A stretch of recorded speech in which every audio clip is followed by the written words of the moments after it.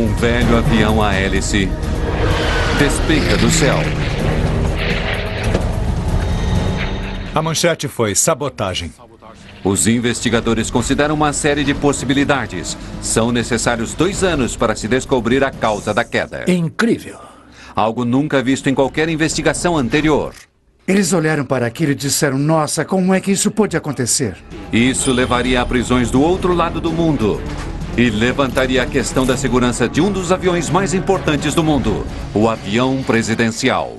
O problema atingiu até os aviões que acompanham o presidente dos Estados Unidos.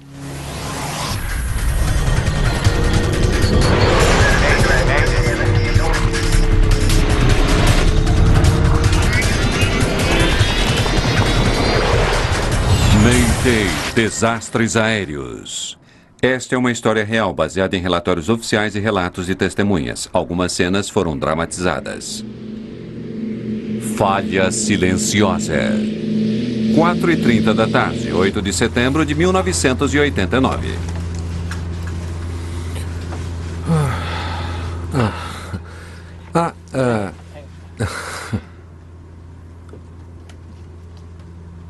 Knut Veiten e Finn Peterberg estão pilotando um voo fretado de Oslo, Noruega, até a cidade alemã de Hamburgo. Partner 394, serviço de radar encerrado. O avião está a cerca de 100 quilômetros da costa dinamarquesa. 124,55 até mais. Partner 394. Como está o jantar? Delicioso. Um pouco caro. Mas delicioso. Os dois amigos já voaram ao redor do mundo juntos, inclusive para lugares remotos na África. Eles têm uma enorme experiência e estão há poucos meses de se aposentar. Copenhague, boa tarde. Partner 394, mantendo o nível de voo 220. Partner 394, contato de radar controle de Copenhague. 394. O avião está voando a 22 mil pés acima do nível do mar. A aeronave é um bimotor, o Convair 340-580. É um avião popular para rotas curtas como essa. O avião foi fretado pela empresa marítima norueguesa Wilhelmsen. Todos os 50 passageiros ganharam um prêmio da empresa que lhes deu direito a uma viagem gratuita para Hamburgo para batizar um novo navio. Talvez alguns deles já tivessem participado de cerimônias de batismo de navios, mas essas cerimônias são bastante emocionantes. E o clima era realmente muito bom no momento da partida. Um dos melhores funcionários da empresa é escolhido para fazer um discurso durante o batismo do navio em Hamburgo. Você tem de fazer um discurso. Não é sempre que uma pessoa comum dentro da empresa tem a honra de batizar o navio. Achamos que aquilo era o correto a fazer. À medida que o Convair atravessa o Mar do Norte, um F-16 da Força Aérea Norueguesa se aproxima do avião a caminho de casa.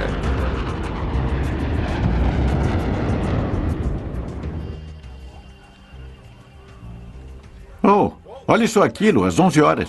Um F-16?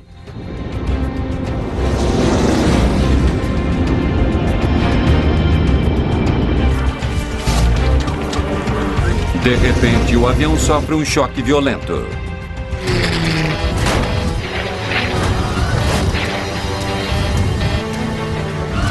A tripulação é pega de surpresa. O avião começa a girar de cabeça para baixo. O controle de tráfego aéreo percebe que o Partner 394 está fora da rota e caindo. Partner 394, controle de Copenhague, informe novo nível de voo. A tripulação está lutando para salvar o avião e a vida de todos a bordo. Para cima, excessiva proximidade do solo. Para cima, excessiva proximidade do solo. Informe nível de voo, por favor. Então, ele desaparece.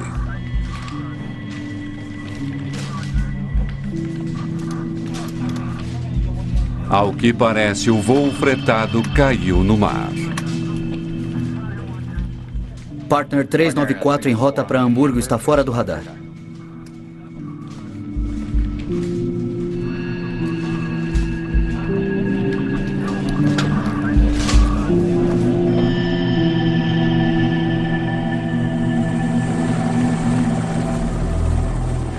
As equipes de resgate se apressam para chegar até o local do acidente, quase 20 quilômetros ao norte da costa dinamarquesa. Tudo o que elas encontram são destroços e cadáveres. As 55 pessoas que estavam no avião estão mortas. Eu conhecia todos. Alguns eram amigos chegados, alguns eram menos próximos, mas eu conhecia todos eles e, por isso, o impacto sentido foi muito maior. A empresa marítima fica arrasada com as notícias. Metade dos funcionários da matriz havia morrido.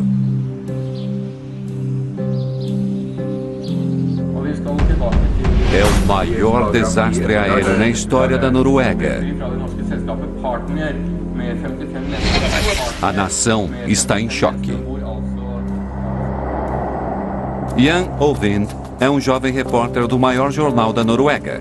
Cabe a ele fazer a cobertura dessa história. Um dos inspetores da Agência Federal da Aviação Norueguesa concluiu apressadamente que só podia ser sabotagem. E também havia sido dito por um dos líderes da equipe dinamarquesa de resgate que o avião não havia emitido pedido de socorro, que o avião simplesmente caíra do céu, o que significava que tinha que ter sido uma bomba ou coisa do tipo. E alguém estabeleceu relações com o acidente em Lockerbie um ano antes. Em dezembro de 1988, o voo 103 da Pan Am explodira sobre Lockerbie, Escócia. As provas naquele caso apontavam conclusivamente para uma bomba. Jornalistas noruegueses revelam um fato intrigante sobre o avião da Partner. Nossa primeira-ministra na época, Gro Harlem Brundtland, havia usado o avião em sua viagem de campanha para ir ao norte da Noruega. E Agassi o havia usado por 2 ou 3 dias. E isso havia sido apenas 2 ou 3 dias antes do acidente. A nação se pergunta, poderia a tragédia ter sido uma tentativa de assassinato mal sucedida? A manchete foi sabotagem e ocupava a primeira página. Uma bomba explicaria o súbito mergulho do avião. Teriam as 55 pessoas a bordo sido as vítimas inocentes de um assassino? Voltaremos a seguir com Desastres Aéreos no Nat Geo. Os investigadores do caso da queda misteriosa de um jato de passageiros sobre o Mar do Norte estão diante de uma possibilidade espantosa. A de que o avião tenha sido sabotado. Quero ver os registros de manutenção. A agência norueguesa de investigação convoca Finn Heindel da Força Aérea para fazer parte da equipe. E será um duro teste para suas habilidades investigativas. Seja bem-vindo. É bom estar aqui. Eu comecei há muitos anos com a Força Aérea e, sem dúvida, vi algumas investigações serem conduzidas de forma equivocada. Eu achava que a coisa poderia ser mais bem feita. Os investigadores ouvem várias testemunhas que corroboram a ideia do avião ter sido sabotado.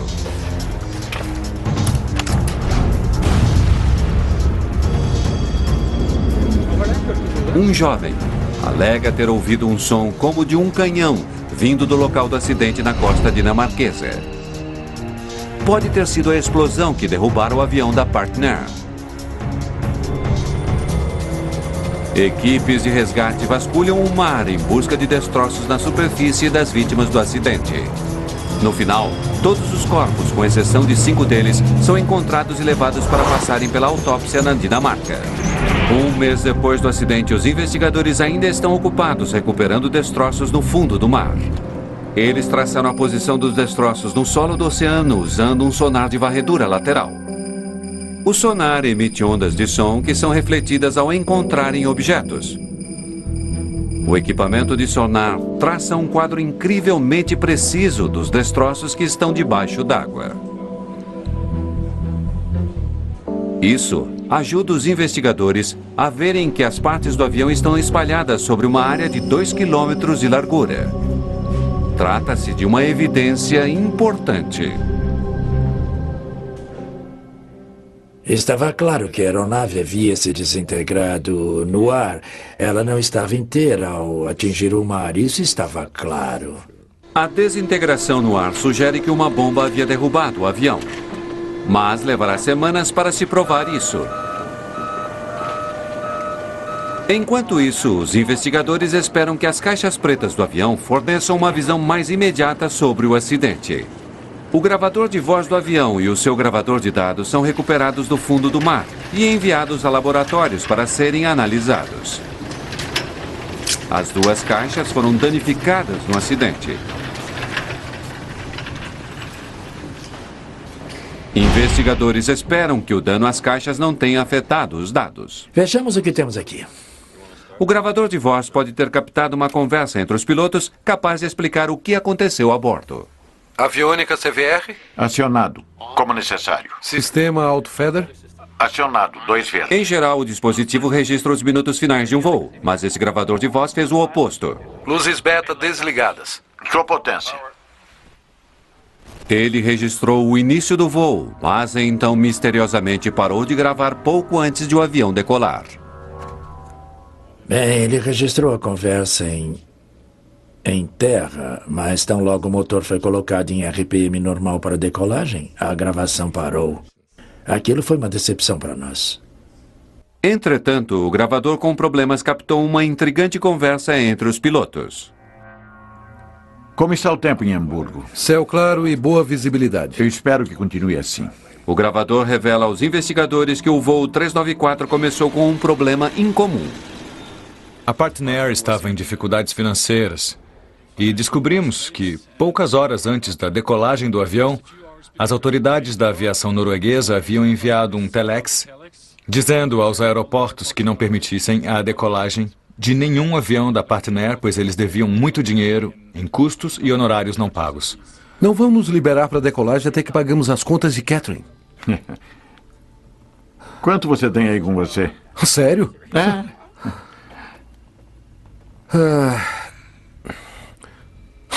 Deve ser o suficiente. Vou cuidar disso então.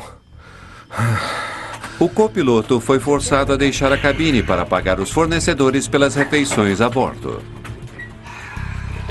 Os investigadores verificam registros de manutenção para descobrir por que o gravador registrou apenas a conversa dos pilotos enquanto eles estavam em terra. Eles descobrem que o gravador de voz da cabine havia sido modificado mais de 10 anos antes. Modificado para a C primária?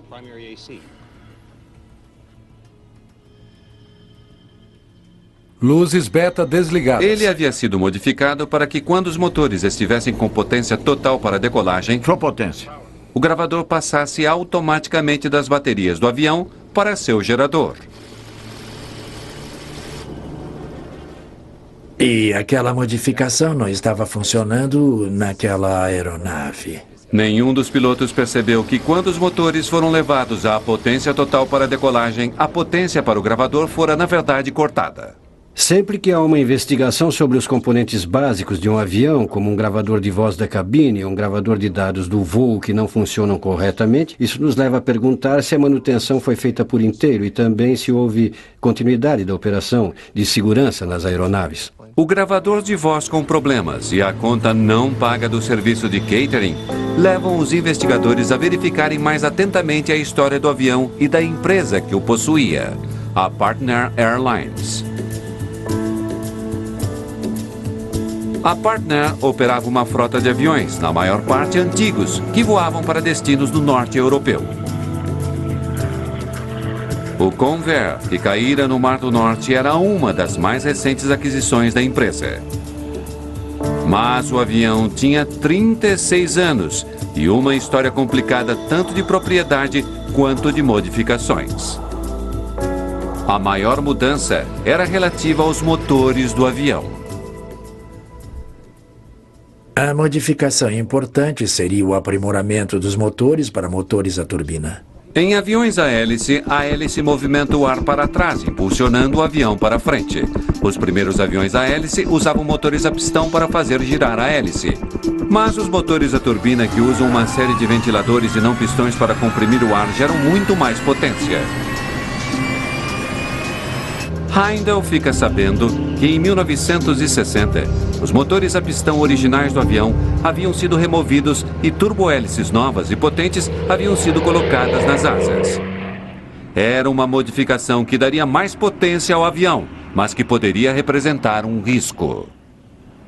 Havia um tremendo aumento de cavalo-vapor aos motores a turbina. Eu me perguntava o que aquilo estaria fazendo à estrutura da aeronave. Heindel havia sido encarregado de analisar os motores do avião. Ele quer saber se os motores a turbina podem ter destruído o antigo avião. Comecei a perguntar como um avião pode se desintegrar sozinho em pleno ar. O gravador de dados do voo do avião deve informar os investigadores acerca da operação dos motores no momento antes do acidente. O gravador desse voo é um modelo rudimentar, analógico. Ele usava uma folha metálica que girava e algumas penas marcadoras, na verdade, arranharam a superfície do pedaço de metal. O antiquado gravador de dados se revela mais uma frustração para os investigadores. Ele não havia gravado muitos dos parâmetros que deveria. Mas o mais misterioso é que a agulha parece ter gravado determinados sinais 2 vezes. A linha dupla confunde especialistas que analisam o dispositivo. Não tínhamos experiência nenhuma com aquilo. Contatamos vários especialistas, mas nenhum deles tivera experiência com isso anteriormente. Eu nunca vi isso antes. Os dados do voo não oferecem aos investigadores quaisquer revelações imediatas sobre o acidente. Agora, Heindel se pergunta se o próprio fato de o gravador ter problemas poderia ser uma pista. Ele decide enviar o gravador de dados do voo de volta para a empresa americana que o fabricou para maiores análises.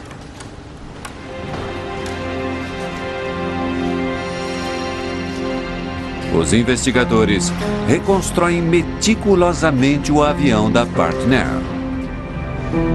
À medida que a fuselagem toma forma, o avião reconstruído fornece algumas provas surpreendentes aos investigadores.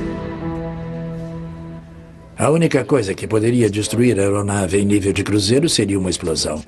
Portanto, algumas das partes pareciam talvez um pouco suspeitas. Suspeitas pelo que há nelas.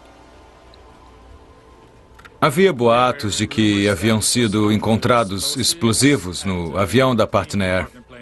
Há traços de um poderoso explosivo militar. A quantidade é pequena, mas a informação chega à imprensa. Suspeita de bomba.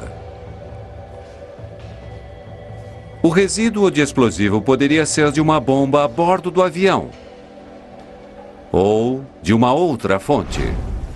Um exercício de guerra da OTAN chamado Operation Sharp Spear estava acontecendo naquele mesmo dia, próximo da rota do voo 394. Um dos pilotos com quem eu conversei disse o seguinte: acho que pode ter sido o chamado foguete frio, o foguete de teste, que pode ter atingido uma das asas ou atingido a fuselagem. Muitas pessoas agora se perguntam se uma ogiva errante teria alguma relação com a queda do avião. Para cima, excessiva proximidade do solo. Para cima, excessiva proximidade do solo. Entretanto, quando o resíduo de explosivo é analisado, descobre-se que ele não é de uma bomba ou de uma ogiva. Simplesmente não há quantidade suficiente dele no avião. Havia um pequeno sinal de explosivos, mas era muito tênue e parecia mais uma contaminação do que qualquer outra coisa. Muitas batalhas foram travadas na costa dinamarquesa. O mar está repleto de munições antigas. Investigadores acreditam que o avião tenha adquirido resíduos de explosivo enquanto estava no fundo do oceano. Explosivos são descartados como uma causa desse acidente. O metalúrgico Terry Risley foi trazido para participar da investigação. Ele examina a cauda reconstruída do avião e faz uma observação assustadora. Partes da fuselagem do avião mostram provas de dano por superaquecimento. O que significa que ela estava dobrando? Veja, você pega um cabide e faz assim para frente e para trás, segura perto de onde vai quebrar e vai queimar a mão, porque você cria calor onde está provocando a fadiga do material. A mesma coisa acontece com um avião. A evidência está apontando para um problema com a cauda do avião. Investigadores querem verificar um enorme gerador recuperado da parte de trás do avião. A unidade de potência auxiliar APU fica dentro do estabilizador vertical traseiro do Convair. É um gerador de força reserva, em geral usado apenas quando o avião está em terra. Heindel inspeciona o dispositivo e descobre que algumas partes de plástico derretido da cabine do avião foram parar dentro da turbina da APU. Isso lhe dá uma informação nova e importante sobre o que estava acontecendo no avião no momento em que ele apresentou problemas. Significando que a cabine havia falhado quando a APU ainda estava funcionando. A APU não deveria estar funcionando enquanto o avião estivesse no ar. O fato de que estava significa que a APU poderia estar por trás desse acidente. Investigadores tentam saber mais a respeito do que aconteceu no dia do acidente. Eles entrevistam o mecânico que inspecionou o avião naquela manhã. Ele relata que um dos principais geradores do avião não estava funcionando e que ele não conseguiu consertá-lo.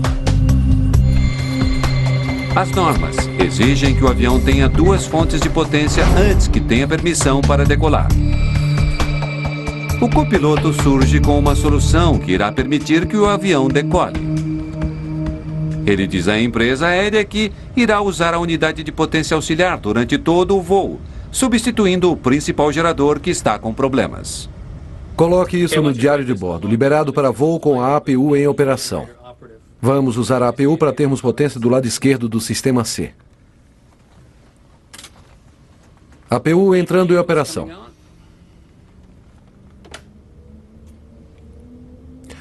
Luzes beta desligadas.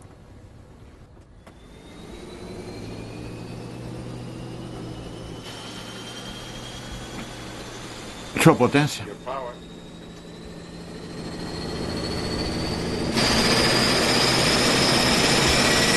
Durante a inspeção que fez da APU, Heindel faz uma descoberta importante. Quando eu vi a peça, vi que ela não era uma peça padrão de aeronave. Era feita de uma forma bastante rudimentar, com um pedaço de ferro e solda de uma forma bem aquém dos padrões. Ele percebe que um dos suportes que prendia a APU ao avião está quebrado. A unidade tem uma turbina que gira rapidamente, gerando eletricidade. Se não estivesse presa de forma adequada no lugar, ela poderia ter causado esse acidente. Os investigadores precisam saber se a APU quebrada causou o acidente. Logo, eles irão descobrir que ela é apenas uma parte de um quebra-cabeça muito mais perturbador. Voltaremos a seguir com Investigadores descobriram que o voo 394 da Partner estava voando com o suporte da APU quebrado.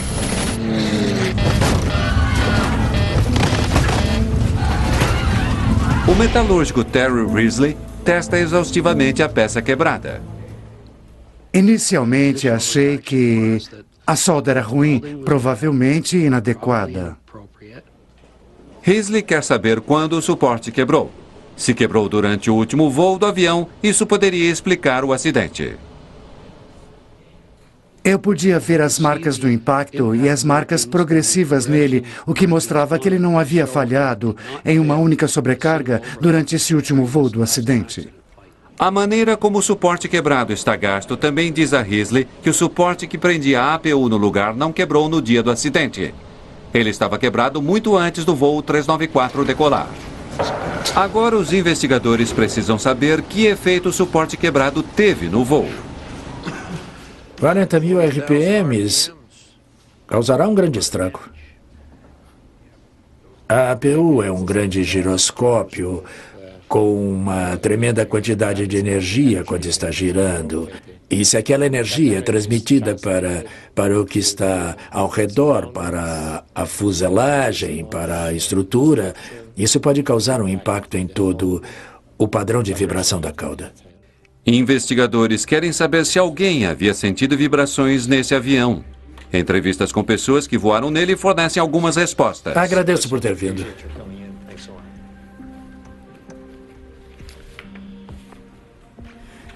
Disse ter sentido um certo barulho no avião. Foi isso mesmo? Uma pessoa afirmou que o avião que caiu vibrava muito mais do que os 2 outros Convair de propriedade da empresa. Alguma coisa no avião parecia incomum? Mas outras pessoas não mencionaram as vibrações. Teve um bom voo? É uma situação enigmática. Os investigadores sabem que o suporte da APU estava quebrado antes do voo, mas eles ainda não sabem se isso teve um papel no acidente ou se teria afetado a cauda do avião. E então a reconstrução começa a esclarecer as coisas.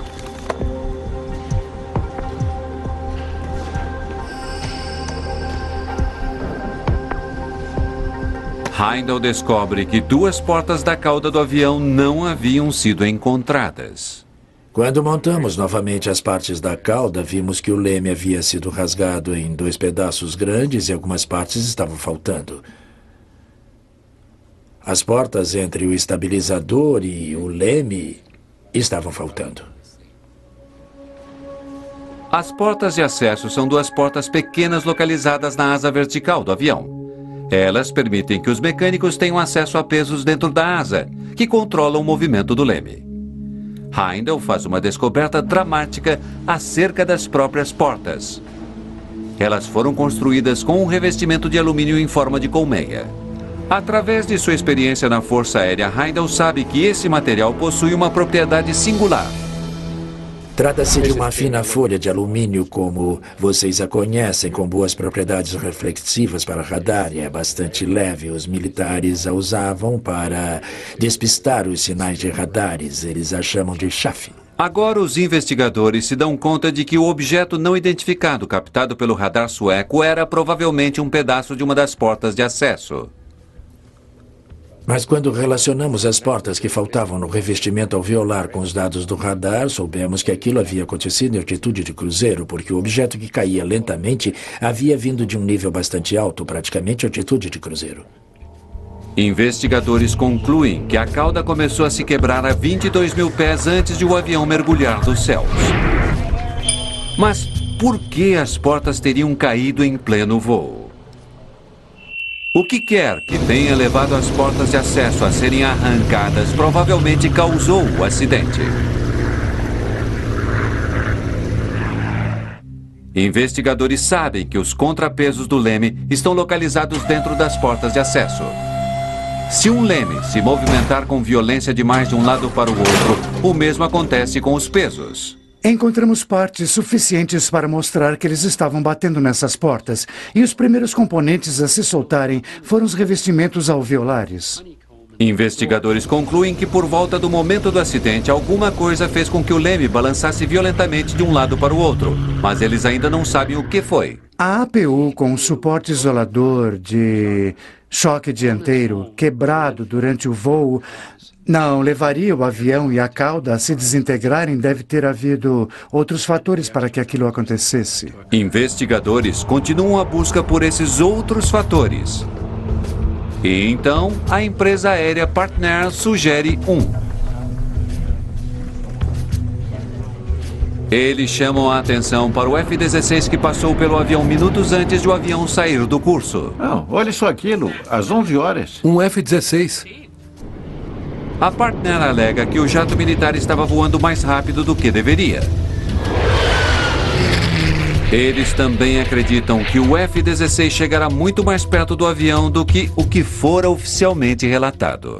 A Partner entrou em contato com um investigador sueco e ele chegou à conclusão de que o F-16 poderia provavelmente ter ultrapassado a barreira do som enquanto passava logo acima do avião da Partner. Quando um jato de caça ou qualquer outro avião quebra a barreira do som, você tem essa onda de pressão E a teoria deles era de que essa onda de pressão levara o avião a se desintegrar no ar. Mas o piloto norueguês do F-16 afirma que ele estava a mais de 1.000 pés acima do Convair ao passar por ele. Investigadores calculam a que distância o F-16 teria que ter estado para abalar seriamente o voo 394. Eles determinam que para que a onda de pressão do F-16 tivesse afetado o Convair, ele teria de estar voando a poucos metros do avião. Não há provas de que os dois aviões tenham estado tão próximos. Bom trabalho. 90% dos destroços do avião foram retirados do mar. Entretanto, investigadores ainda não sabem o que levou a cauda do Convair a se soltar em pleno voo. Durante a investigação, Finn Heindel é promovido. Mas ele não tem ideia de como solucionar o enigma que assombra sua nação. Eles me pediram que eu me encarregasse do restante da investigação do hardware. Eu estava sobre uma pilha de destroços pensando, eu nunca vou chegar ao fim disso. Os investigadores fazem uma pausa quando o gravador de dados do voo problemático é analisado nos Estados Unidos. O fabricante pedirá a seu maior especialista, já aposentado, que examinasse o dispositivo. O fabricante Fairchild nos indicou um antigo funcionário e nós o encontramos na Califórnia. O especialista diz aos investigadores que a agulha que deveria estar gravando a altitude do avião estava vibrando tanto que estava deixando uma outra marca na folha. Mas então, ele vai ainda mais além. O gravador tem uma capacidade de gravar por centenas de horas. Ao desenrolar completamente a folha de metal, ele vê que o gravador estivera vibrando intensamente há meses. Vimos que aquilo havia acontecido com 360 horas de operação antes do acidente. Eu nunca havia visto uma anormalidade como aquela e levamos algum tempo para descobrir o que estava acontecendo. Agora, ao que parece, a APU não foi a única coisa vibrando nesse avião. Investigadores resolvem traçar a história das vibrações cronologicamente. Eles percebem uma alteração incomum no padrão de vibrações. 2 meses antes do acidente, as vibrações subitamente cessaram durante algumas semanas. Praticamente nenhuma vibração durante 16 voos. A intensidade e a frequência estavam aumentando até o verão de 89. Então o padrão mudou. Depois de ter melhorado, o padrão das vibrações ficou pior novamente, até o acidente. O que houve aqui? Agora, os investigadores precisam descobrir o que mudou no avião durante o período de 2 semanas em que as vibrações pararam. Por que ele ficou fora de serviço? Onde foi feito o trabalho? A empresa aérea diz aos investigadores que durante aquele período o avião estava passando por uma grande revisão no oeste do Canadá. Obrigado. Manteremos contato.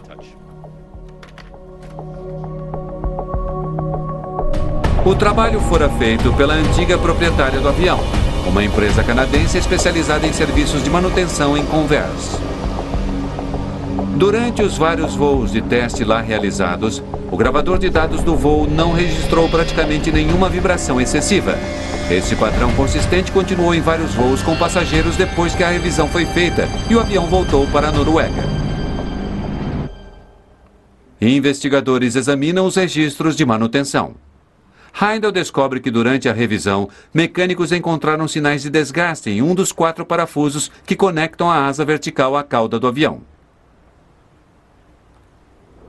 Esses 4 parafusos são as únicas coisas que prendem a cauda à fuselagem. Durante a revisão do Convair em julho de 1989, um mecânico substituiu um dos 4 parafusos.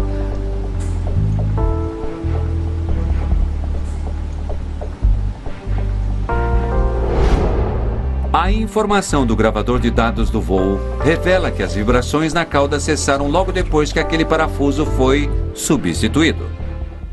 Você está vendo? Isso está acontecendo em todos eles. Inacreditavelmente, os investigadores conseguem recuperar todos os 4 parafusos que estavam segurando a cauda. Terry Risley analisa minuciosamente os parafusos e faz uma descoberta final e espantosa. Os 3 parafusos que não haviam sido substituídos não eram peças aprovadas. Nós fizemos testes metalúrgicos e testes mecânicos, e ao fazermos todas essas análises, descobrimos que 3 dos parafusos não estavam de acordo com o padrão. Eram parafusos adulterados. A análise de Risley mostra que os parafusos com problemas haviam sido incorretamente tratados termicamente ao serem fabricados. Consequentemente, eles tinham apenas 60% da resistência que deveriam ter. Investigadores finalmente descobrem por que a cauda estava vibrando há meses. 3 dos parafusos que a seguravam no lugar eram fracos demais. Não eram resistentes o bastante. É incrível. 3 parafusos que prendiam a cauda ao restante do avião não eram peças originais, mas falsificações bem convincentes. Com a descoberta dos parafusos sem resistência, agora os investigadores precisam de uma resposta para uma pergunta crítica. Por que a cauda não havia se soltado nos voos anteriores em que o avião vibrara excessivamente? Por que só nesse último voo? Os investigadores já sabem que no dia do acidente um gerador de energia não estava funcionando e que os pilotos haviam improvisado uma solução. Coloque isso no diário de bordo. Liberado para voo com a APU em operação. Vamos usar a APU para termos potência do lado esquerdo do sistema AC. Os pilotos não perceberam que o suporte da APU estava quebrado e que o motor estava vibrando consideravelmente. A decisão deles de usá-lo durante todo o voo piorou uma situação já ruim. O motivo da situação ter se tornado grave nesse voo em especial foi que a APU estava literalmente flutuando sobre 2 suportes e não sobre 3. Isso, juntamente com os parafusos com problemas, criou ainda mais vibrações na cauda do avião. E quando você tem os 2 vibrando, se eles entrarem em sintonia, o que chamamos de ressonância, o resultado é desastre.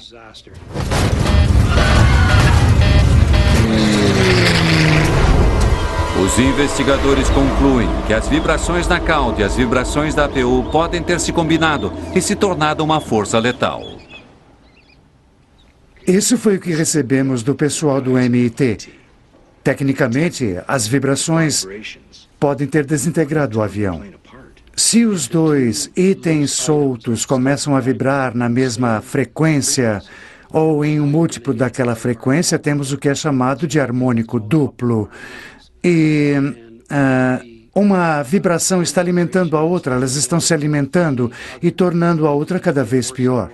O exemplo mais conhecido de harmônico duplo ocorreu nas pontes Tacoma Narrows, no estado de Washington, em 1940. A ponte de aço e concreto recém-construída começou a balançar longitudinalmente e então um vento contrário começou a incliná-la da esquerda para a direita. As 2 vibrações em direções opostas se combinaram, criando um violento movimento de torção que derrubou a ponte. Investigadores calculam que o mesmo efeito destruiu o avião do voo 394. E dissemos, minha nossa, aquele é o mesmo fenômeno que temos aqui. Essa combinação letal de vibrações fez com que a cauda balançasse de um lado para o outro de forma tão violenta que o leme emperrou para a esquerda. Isso forçou o avião a uma virada para a esquerda tão abrupta que aumentou o fluxo de ar sobre a asa direita, criando maior sustentação e levando a aeronave a entrar em parafuso. O avião se recuperou brevemente, mas o leme emperra para a esquerda novamente e as portas de acesso explodem. Ele gira uma segunda vez e a cauda começa a se desintegrar. Depois disso, não havia esperança para a tripulação. Os investigadores concluem que os 3 parafusos fora de padrão iniciaram o acidente do avião da Partner. Eu olhei para aquilo e disse, minha nossa, como isso foi possível? Em um componente crucial, uma peça vital como aquela na cauda. Eu não conseguia acreditar.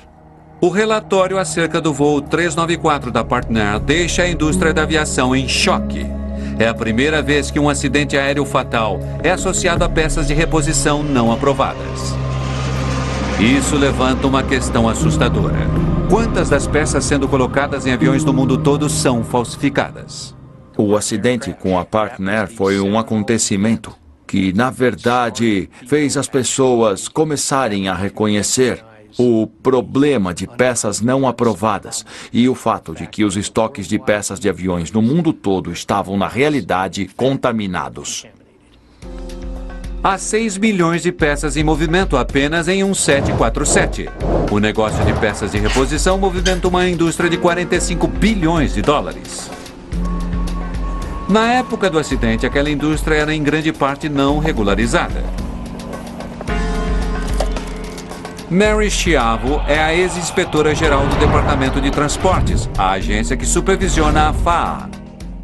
Ninguém sabia qual era a dimensão do problema. Sabia-se que era um problema devido ao acidente, mas qual o tamanho do problema nos Estados Unidos? Fomos medir isso. Começamos fazendo a auditoria dos próprios containers de peças da FAA. E os próprios containers tinham 39% de peças falsificadas. O que descobrimos foi que se as peças tinham vindo de intermediários, o que representava uma enorme porcentagem da indústria de suprimentos de peças, 95% delas não eram autênticas. A FAA logo encontraria peças falsificadas em um avião, considerado o avião mais seguro do planeta. Voltaremos a seguir com Desastres Aéreos, no Desastres Aéreos, no Nat Geo. Há 5 mil intermediários no negócio de peças nos Estados Unidos, muitos deles na região de Miami. Intermediários de peças não seguiam quaisquer normas. Ter um telefone e um fax era suficiente para ser considerado um intermediário de peças. Da noite para o dia, você estava no negócio de venda de peças e podia consegui-las onde quisesse. Em depósitos de ferro velho, de sucata, de aviões antigos, de acidentes, de pessoas que estavam dispostas a fabricá-las e não se importavam com a lei. Peças de reposição para aviões são caras. Um único parafuso, como o que segurava a asa vertical no voo da Partner, pode chegar a custar $250. Um parafuso falsificado pode custar 30. O que faz com que seja uma barganha. E quando se tem situações como as de hoje e empresas aéreas que só objetivam resultados e você tem 8 ou 10 grandes empresas aéreas nos Estados Unidos, por exemplo, à beira da falência, elas estão procurando reduzir custos. A FAA faz uma grande investigação acerca de peças ilegais e utiliza operações vigorosas para desmascarar comerciantes inescrupulosos. Investigadores descobrem uma indústria de mercado negro que faz com que milhares de peças desgastadas e inferiores pareçam totalmente novas. São falsificações muito boas e é difícil distingui-las. Na época do acidente da Partner, havia verificações e levantamentos no sistema que deveriam impedir que peças falsificadas chegassem às grandes empresas aéreas. Por exemplo, cada peça sobressalente precisa da assinatura de alguém que verifique sua autenticidade.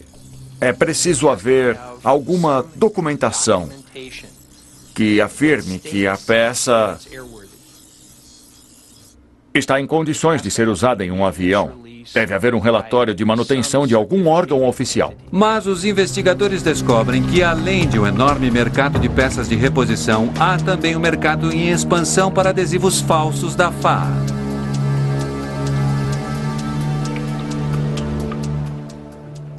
Executamos mandados de busca e descobrimos que pessoas haviam imprimido pilhas de adesivos amarelos falsos e, em muitos casos, assinavam usando o nome de um inspetor real. Simplesmente forjavam a assinatura.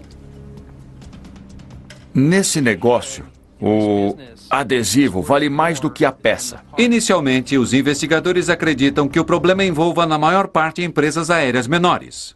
Operadoras menores e oficinas de conserto são, em geral, as mais vulneráveis a esse problema de peças recondicionadas. Eles ficam chocados ao descobrirem que peças falsificadas haviam sido encontradas no avião que supostamente seria o mais rigidamente controlado do mundo, o avião presidencial.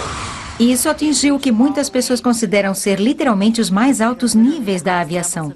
Os aviões que acompanham o presidente dos Estados Unidos. Supostamente em uma sólida cadeia de fornecimento, tivemos casos de peças falsificadas que chegaram até essas aeronaves.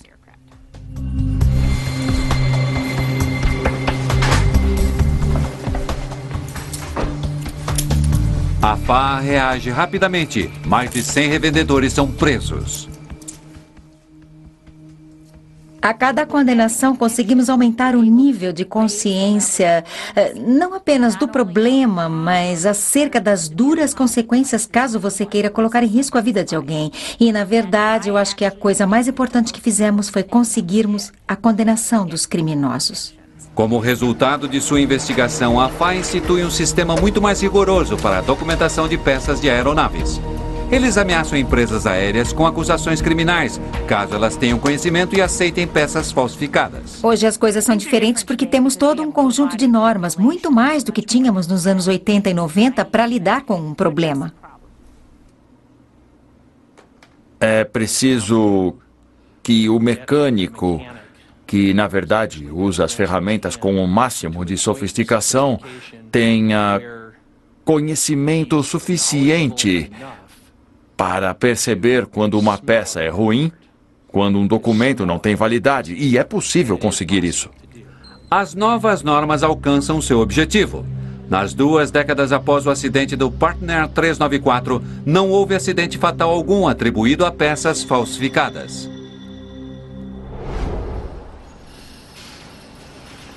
Anos depois do acidente da Partner, Finn Heindel tornou-se o chefe da agência de investigação de acidentes norueguesa. Jamie, meu amigo, era um grande mistério que uma aeronave, sem qualquer razão óbvia, pudesse se desintegrar em pleno ar. Seu relatório sobre o acidente resultou em grandes mudanças, que devem ter salvado a vida de muitas pessoas. Esse é o lado positivo, mas o negativo, sem dúvida, é a tragédia pessoal para tantas pessoas.